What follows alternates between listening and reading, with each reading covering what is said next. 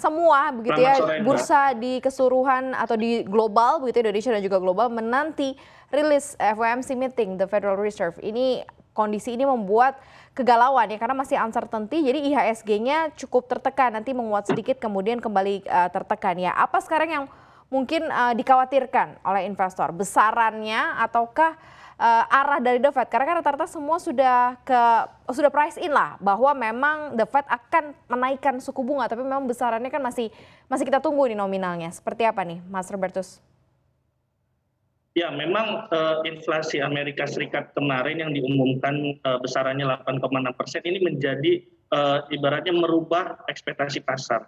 Jadi ketika sebelum inflasi ekspektasi pasar The Fed itu akan naikin 50 basis poin, namun kemudian inflasi di atas konsensus di 8,3%, ini kemudian membuat pasar melihat The Fed akan lebih agresif lagi, lebih hawkish lagi, bahkan dari 50 basis poin di bulan Mei nanti kenaikan suku di bulan Juni minggu ini akan diumumkan itu menjadi 75 basis poin. Artinya investor ini melihat bahwa The Fed akan hawkish. Sebenarnya kalau diperhatikan memang sudah ancang-ancang The Fed untuk naikin suku bunga.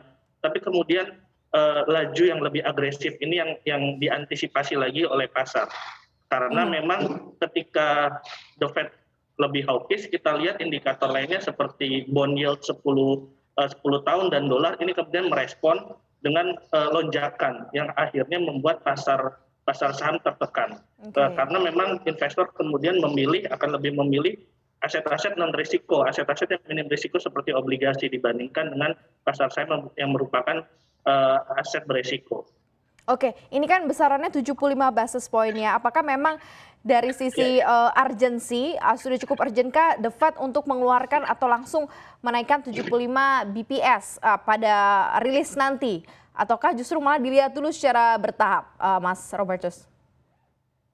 Ya, kalau menurut saya 75 basis poin mungkin cukup reasonable ya kalau misalnya kita melihat angka inflasi yang kemudian naik di atas konsensus. Harapannya kan inflasi ini kemarin itu sudah menjadi peak ketika di angka 8,5%.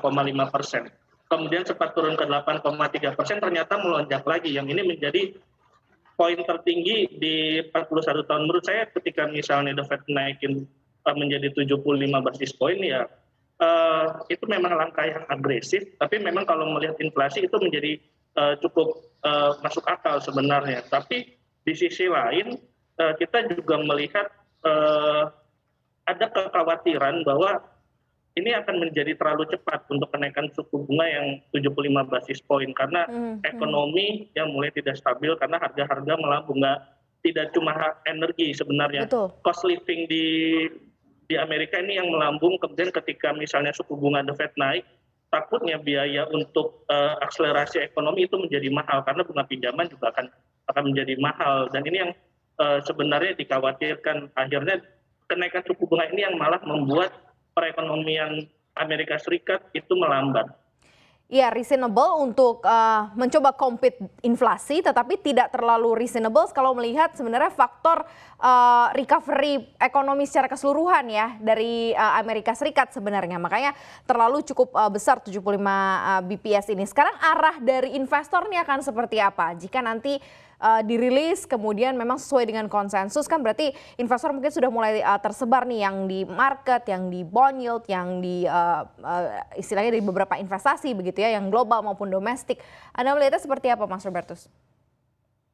Ya, menurut saya investor akan memilih aset-aset yang mungkin lebih aman, yang resikonya lebih minim seperti bond atau aset-aset safe haven yang seperti emas juga mungkin bisa menjadi pilihan menurut saya. Modal di pasar ekuitas menurut saya ini mungkin akan mulai berkurang arusnya, akan terjadi outflow menurut saya. Ya, karena ini yang kemudian menyebabkan volatilitas di pasar saham. Kita lihat IHSG memang ketika sebelum pengumuman inflasi IHSG bergerak bullish setelah jatuh di bulan lalu di bulan Mei, ini kemudian bergerak bullish hingga 7.200.